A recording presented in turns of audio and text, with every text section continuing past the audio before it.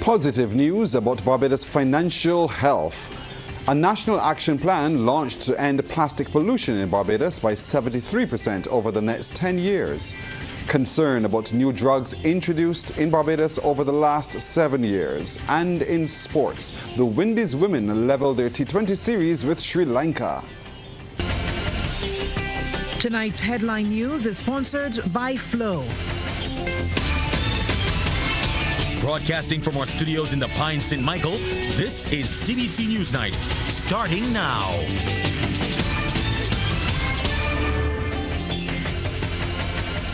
Good evening, I'm Pearson Bowen. Barbados is in good financial health. This has been reflected in the domestic economic expansion observed in 2023.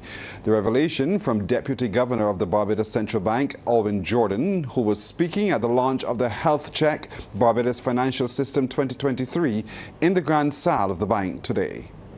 In terms of the macro financial conditions, we saw that in 2023, credit growth was approximately 2.5%, and that was a slowdown from the peak we achieved in the prior year of 5.9%. But to put that in context, in 2022, we had additional financing related to the government's blue loan, and that was the cause of the significant increase in credit growth during that year. As it relates to profitability, that was driven by a reduction in provisions to loan losses and improving economic conditions, while the profitability of finance companies declined marginally due to lower interest income. As it relates to non-performing loans, they improved due to the favorable economic conditions and lower unemployment. The central bank official says the report has also identified 3 key areas of concern. This report has greatly benefited both local and international stakeholders. And in our constantly changing financial landscape, the FSR's role in maintaining oversight and vigilance to ensure financial stability is crucial. This 2023 document continues its vital work, and we are pleased to report that our financial system remains healthy and stable. An emergency meeting scheduled to be held this evening in the Pine St. Michael has been cancelled. It comes amid heightened concerns among Pine residents about a spate of gun violence in the area. Aggrieved residents tell CBC News the meeting, to be chaired by elders of the community, is a must and will take place before the end of the week. The shooting incidents in the Pine continued last night around 11:15 at Shepton Lane. Investigations indicate that 5 men received gunshot injuries and left the scene for medical attention by private transport. According to police, they were at a location along Shepton Lane when 2 men on a motorcycle approached and opened fire. The injuries ranged from the neck, chest, feet, arms, and upper and lower torsos. The most seriously injured individuals have been described by medical personnel as in serious but stable conditions. The assailants rode away afterwards. Investigations are continuing. An estimated 500 tons of single-use and other plastics are sent to the landfill and dumped illegally in other parts of the island every month. This disclosure from Minister of Environment and National Beautification Adrian Ford. Addressing the launch of the action plan to end plastic pollution in Barbados, he expressed concern that Barbadians are continuing to dump plastic across the length and breadth of the island. I want to thank those groups that are involved in Clean Up Barbados, Future Trust, and all the other groups that decide that they are going to do that wish. As a part of our being, it has to be imbued as part of who we are in terms of cleaning our environment. But at the same time, I'm going to raise my voice tonight against those persons who decide to, in a flippant way, distribute plastics across our gullies, our ecosystem, and inadvertently our environment. The National Action Plan is being spearheaded by the Solid Waste Management Program to end plastic pollution in Barbados by 73% over the next 10 years. It's predicted to reduce 4,713 tons of plastic waste from entering into the land and seas. Mr. Ford says Barbados has taken the lead in the Caribbean by prioritizing the development of this plan ahead of a ratified United Nations Plastics Treaty. We have committed to it.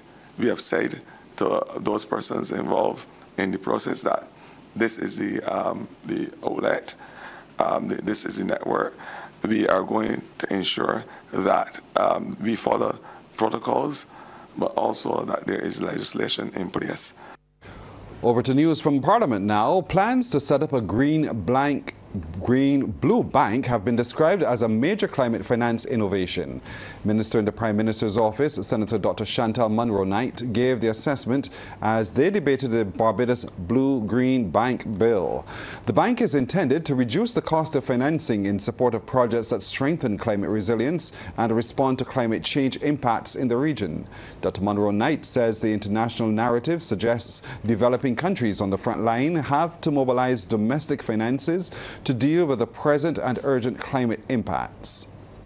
That is what they are suggesting. Mobilize your resources, tax your populations in order to deal with the issues of housing, of health, of education, of infrastructure, of water. Mobilize private finance is what they say to us. First, mobilize your private finance resources. Mr. President, I don't think that, some will debate it, but I believe that generally we understand that we still have a developing private finance private sector, who is sometimes very adverse to risky investments. The government is considering adjusting the rates paid for electricity generation and storage. This has been confirmed by Minister of Energy and Business Development, Senator Lisa Cummins, during her contribution to the debate.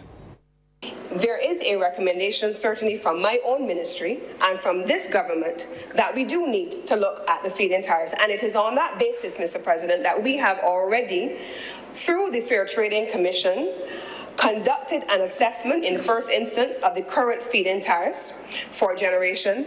There is ongoing, as we speak, a review of the feed-in tariff for storage for the pilot at 50 megawatts that was issued in June of last year. That work is underway, and so if I had been allowed to finish my statement, it would have been allowed to have the update, Mr. President, as to where we are now. So there is no question that there has to be a revision in this moment, Mr. President, because the cost of supplies have definitively, without question, gone down. Meanwhile, opposition Senator Tricia Watson says the legislation at hand is important.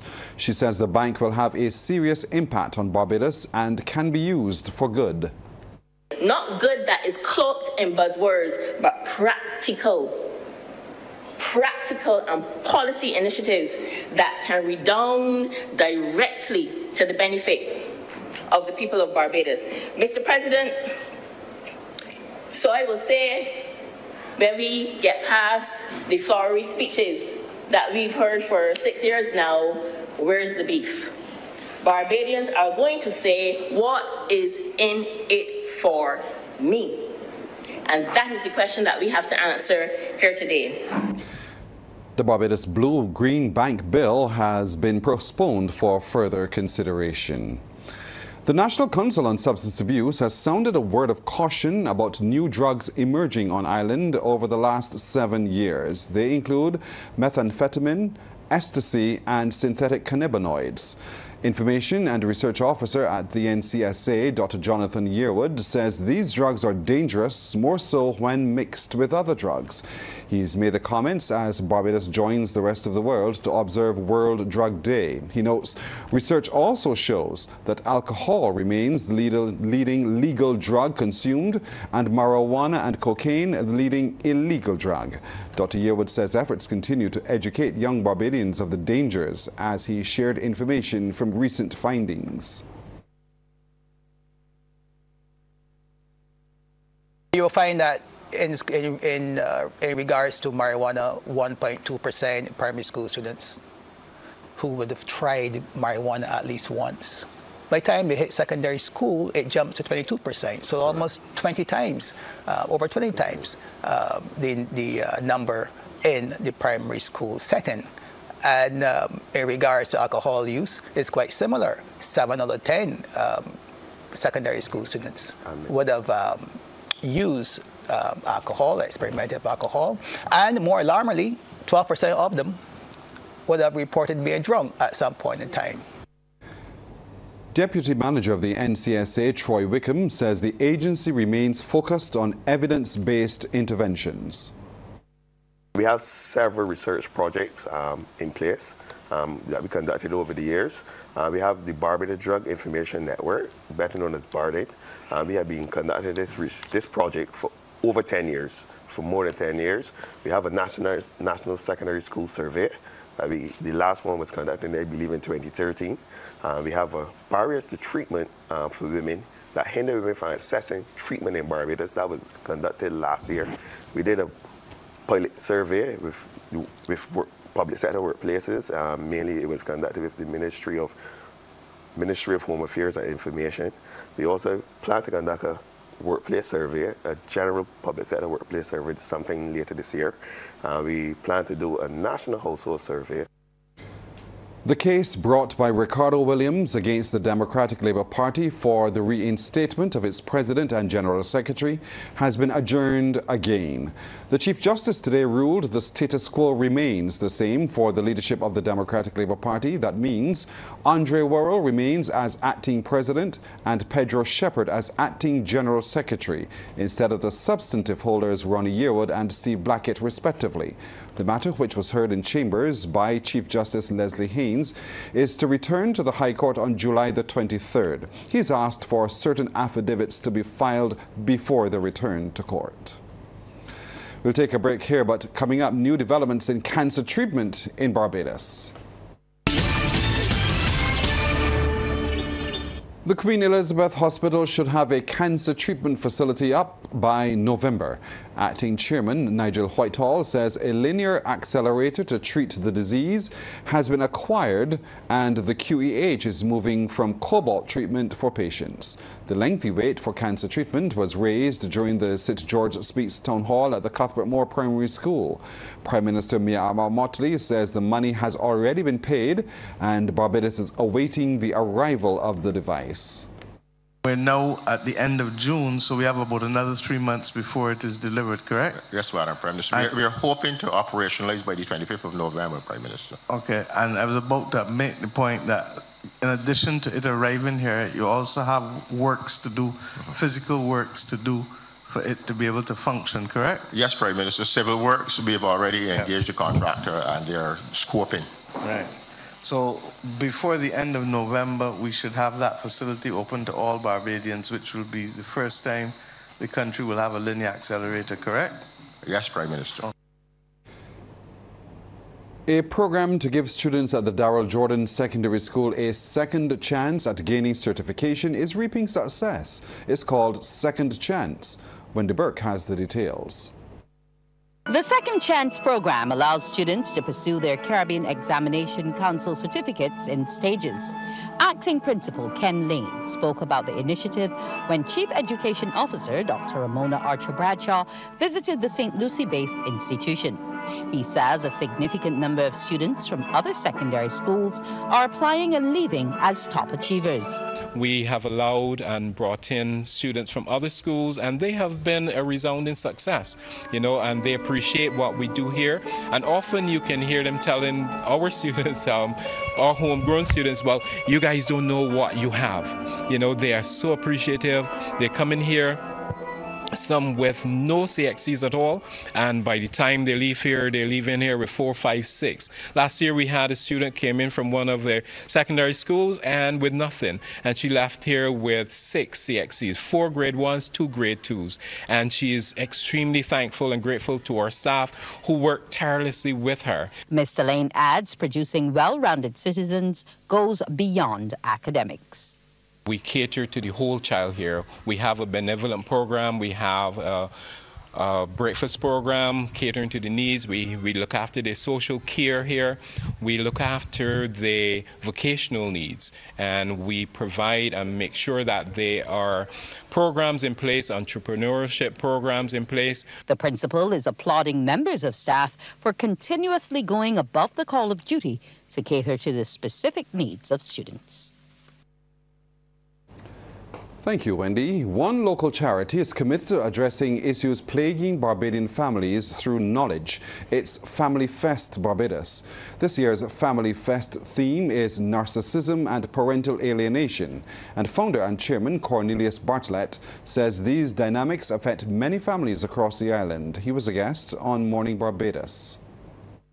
This year is a good year for us to bring it to the public because it's not just about having a pity party around a topic.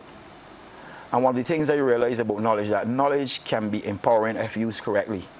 A lot of people suffering at the hands of narcissism and parental alienation, but they don't know what it is. They don't know how to look for it. One of the things that I use in business, and I'm going to use it here in this human behavior issue, what you can't measure, you can't manage. You are better able to manage it. And when we get into looking at narcissism and parental alienation, and the management of it, you will understand why it is important to have these conversations where people get to understand how it works so you can navigate yourself around it a lot better.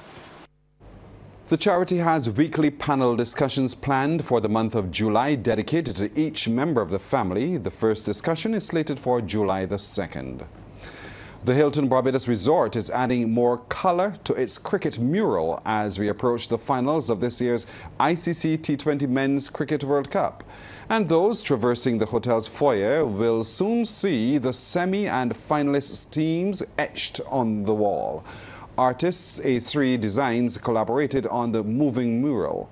Presently, they're painting the first teams and will do the others as they are announced. At the top of the mural is the likeness of two cricketers who will represent the teams set to play the final match on June the 29th at Kensington Oval. Following the announcement of the finalists, the cricketers will append their signatures next to the mural. The group tells CBC News this is the first time they've worked together on such a mural, but they have had differing views on the overall concept. Out of three of us, I'm the one that has been complaining the most about coming back because as an artist, mentally, like when I'm finished something, I'm like finished with it.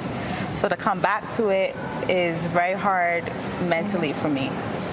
So, I mean, I'm going to execute it because it's my job, but usually when I'm finished something, I like to be finished, you know, put it in the books and it done. Yeah. I think I enjoy it because I think we always are like, I don't want to skeptical, but we always be psyching ourselves out at the beginning knowing that we can execute it in the end. So I think like in another month or two when we looking back, it's like, oh, it was finished then, it did look good. It was finished then, it looked good. So I think the intentionality of being able to come back and change the uniforms is a fun concept. I'm glad to have done it at least once in my career. Don't know if I'll do it again. But we always say it once and we always come back and do something else. So you don't know. I think it's fun. And while the women say they are not heavily invested in cricket, they have been paying close attention to the finalists that may have to be painted in. One of the workers earlier said South Africa and India. I think that's Afghanistan. No, she said Afghanistan and India. Yeah. I don't know. So everybody you'll mimic her. I don't. I have no idea. Everybody's been giving their input. We can't really say it. I haven't been following it out. We wish them all good luck. Local Performing Arts Centre Elive is on a mission to build self-esteem in the country's youth. It's attempting to do so with the first Disney production of Aladdin Jr. in Barbados. The show is slated for this Friday, the 29th and 30th at the Combermere School. Artistic director and founder of Elive, Tara Jane Herbert, believes Aladdin has many of the themes that are important to young people today. Aladdin has a sense of grandeur. And sometimes our young people think that it's on what's on the outside that's important. And actually, what we're trying to do here at Elevate is work on what's inside them and build their internal strength, build their trust, build their ability to work together as a team, build their ability to lead and support. All those things, knowing that we may want perfection, but actually it's the process. What's on the inside developing is the thing that's the most important. Joshua Bignell, who plays Aladdin, has given a sample of what patrons can expect. Riff raff, street rat, I don't buy that. If only they'd look closer, would they see a poor boy? No siree. They'd find out there's so much more to me. Sports Night is brought to you by Power Aid. Pause is power. And by Dasani. Live first, Dasani after. All right, let's go over now to Mark Seal with a look at sports tonight. Mark, good evening. Very good evening. We're going to start with cricket, where West Indies secured a 6-wicket win in a rain-affected game in Hambantota today to level the 3-match Women's T20 International Series at 1-1 against hosts Sri Lanka. Sri Lanka were held to 89 for 4 in 15.2 overs. Iffy Fletcher took 4 for 23. Then chasing a revised target of 99 in 15 overs, the Windies women posted 99 for 4 in 14.1 to win by 6 wickets under the DLS method. Hayley Matthews top scored with 29, while Stephanie Taylor was unbeaten on 28. Now, emerging Ireland closed day 2 of the second unofficial test in Belfast with a lead of 197 over the West Indies Academy. Scores: the Academy 200, emerging Ireland 397 for 7. Captain Andrew Balbirnie made 88, while Joshua Bishop and Teddy Bishop have 2 wickets each. The ICC Men's T20 World Cup goes into the exciting semi-final knockout stage tonight with match number 1, the undefeated South Africa versus the Giant Killers, Afghanistan. That fixture will be live on MCTV's ESPN Channel 308 and also on Radio 94.7 FM from 8:30 p.m. Now, CBC will have full analysis on the likely outcome of that match during our nightly World Cup talk show, The Final Over. Now, that will be from 8:03 on TV8. Switching sports now, where UWI Blackbirds were crowned the senior knockout netball champions after defeating St. Barnabas 53-49 in the final at the Wildy Gym. CBC's Anmar Goodrich-Boyce reports. UWI Blackbirds in black and yellow wasted no time in building their nest. The Misha Crony to goal attack Brianna Holder, and you can bet on that. The Blackbirds off to a good start. St. Barnabas, however, were up for the challenge and weren't prepared to let the Blackbirds out their sight. Jada Smith with 2 bites at the cherry gets it on the second time. Former national captain Demisha Crony and Akina Stout were at the center of all good things for the Blackbirds. Precise passing for Holder to goal shoot Shonika Wharton, and this is like taking candy from a baby. Wharton's shot is on target. The Blackbirds took the first quarter 13-11. Great movement around the court serves up the opportunity for Holder to add to her tally. She scored 14 from 18 attempts. Second quarter action, St. Barnabas on the attack. Trishan Dean cashes in. It was still a well-poised game at this stage. St. Barnabas picked up some much-needed momentum, and it came from their Wonder Woman. Smith showing good accuracy here. She registered 27 from 51 attempts. The match was even at this point, but the tide shifted back in favor of the Blackbirds as Wharton and Holder were proven to be a dynamic duo. Wharton on this occasion is flawless. The Wharton and Holder combination was simply unmatched. Holder here in business mode, and that's good as Blackbirds led 27-22 at the break. St. Barnabas did exceptionally well to pull back the deficit by 2 in the third quarter, so let's skip ahead to the fourth. Lovely pass from Smith to Dean, and the game is level at 38 apiece. The crowd showing the appreciation. Dean scored 10 from 16. The Blackbirds exhibited great situation awareness and management. Holder again, this was impressive. But St. Barnabas were giving their all and fighting to the very end. Smith with the shot, and that's brilliant. Blackbirds holding on by a few goals. Experience showed in the latter stages, and Wharton, who had 39 from 44, finished the contest on display as the Blackbirds flew to a 53-49 victory to be knockout queens. Anmar Goodrich-Boyce, CBC Sports. To basketball, where it'll be Queen's College and Harrison College to battle it out for the NSC's Under-15 title. They were victorious in their semi-final matches at the Wildy Gym, as we hear from CBC's Anne-Marie Burke. Let's bounce off these Under-15 semis with the St. Michael's School here with ball possession and their neighbours Harrison College. On display, making it all his for the Cougars is Jordan Blackman. And while SMS were getting the basket slow and steady, it was actually the boys from Crumpton Street who were in control, as despite having to fight through the defense, they held the edge, and that was Darren Messiah with the basket. By the end of the first 15, they held an 8-point lead, 18-10. By the way, that basket was from Jelani Marshall. Into the second, and the SMS boys were pressing to cut that deficit. It was a full team effort, trying to break through the defense, and looking to finish it was Tevez Brian Cadogan off the glass to put money in the bank. But when you work so hard to establish a lead, you want to maintain it. And the college boys were on that mission. Luke Springer this time with the easy layup, as at halftime it's still in their favor, 30-20. Into the third, and college continued their dominance. Isaac Griffith advancing the ball now down court before he finds Marshall, who nails a nice jumper. SMS has some plays that stood out, like this one created by Ari Motley Squares, the nice fadeaway. But college's mission was to get to the finals, and that reality was inching closer and closer. Griffith with a one-arm layup. College at the end of the third with the lead, 38-27. So let's close it out. SMS played commendable all season, but at these semifinals is where their 2024 season would end, as the boys in maroon and gold are finals bound, taking the win 59-42, as they will now face Queen's College, who were easy winners over the Law School as they dominated their match, having a halftime score of 32-9, and in this third quarter kept extending it even more. Nicely rolled off the fingertips, that's Joel Stewart. In true Law style, the young Griffins were fighting to stay in it with the steal, and making it a one-man play effectively so is Emmanuel Bly, their point man all tournament.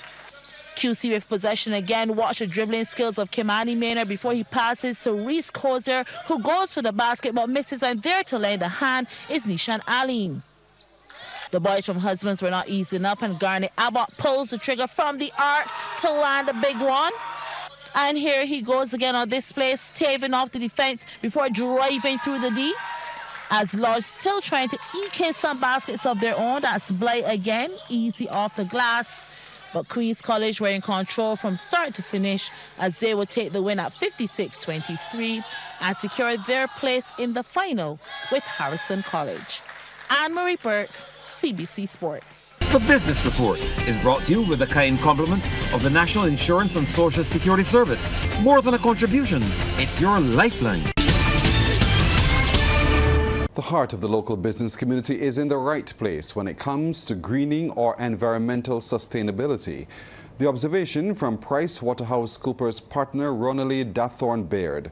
She was speaking at the Barbados Chamber of Commerce and Industries State of the Green Business Survey Environmental, Social and Governance session.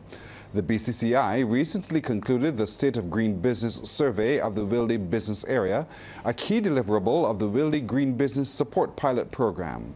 Ms. Dathorn Baird says the challenge coming out of the exercise is implementation of strategies.